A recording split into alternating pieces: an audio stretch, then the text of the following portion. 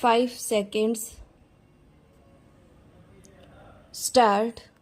अध्यक्ष जी, किसी भी देश की विदेश नीति अपने में कोई स्वतंत्र नीति नहीं होती है, वरन वह किसी देश की आंतरिक नीति को स्पष्ट करती है।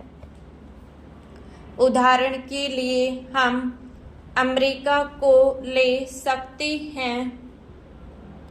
उसने अपने यहाँ अधिक अन्न पैदा किया और जब उसके पास अनाज फालतू बच गया, तब वह अपने बकाया अनाज की बिक्री के लिए ऐसे देशों की तलाश करने लगा जो उधार पर माल ले सकते हों।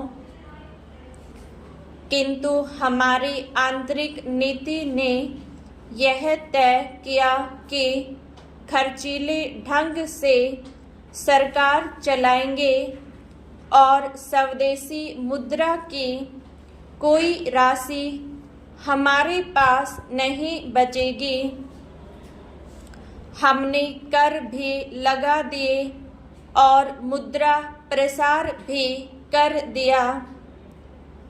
कुछ संकट पड़ने के बाद इस बात की आवश्यकता को नहीं समझा कि उस पैसे का कहीं अन्यत्र उपयोग कर सके। श्रीमान, मुझे माननीय प्रधानमंत्री जी के इस कथन पर दुख होता है कि दुनिया के अमीर और गरीब देशों का अंतर लगातार बढ़ता जा रहा है। मैं उनसे यह पूछना चाहती हूँ कि भारत की विदेश नीति ने उस अंतर को घटाने की क्या कोशिश की है? क्या भारत सरकार ने कभी दुनिया की पंचायत में यह कहने की हिम्मत की है कि बालिग मताधिकार के आधार पर यूएनओ का चुनाव होकर एक संसद बनाई जाए? और क्या आप में यह देखने की हिम्मत है कि फौज के हिसाब से कर लगाकर एक विकास का खाता खोल दिया जाए? जो देश विकसित है उनको मजदूरों का 1 घंटा हमारे देश के मजदूरों के 100 घंटों के बराबर माना जाता है, क्योंकि उनके पास साधन हैं। इसीलिए यह अंतर और भी बढ़ता चला जा रहा है।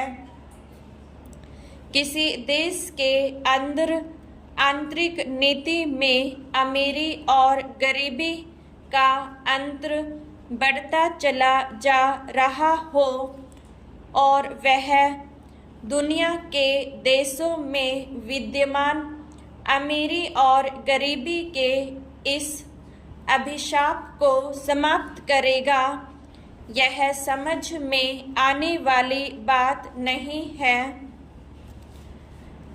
अब मैं आपका ध्यान एक और बात की ओर दिलाना चाहती हूँ। पूर्वी जर्मनी को मान्यता देते हमें परेशानी होती है, इसलिए कि शायद पश्चिमी जर्मनी को बुरा लगे, लेकिन पश्चिमी जर्मनी ने तो अपनी रक्षा का भार दूसरों पर छोड़ दिया है। उसने अपनी पूरी शक्ति इस बात पर लगा दी है कि अधिक से अधिक उत्पादन किया जाए।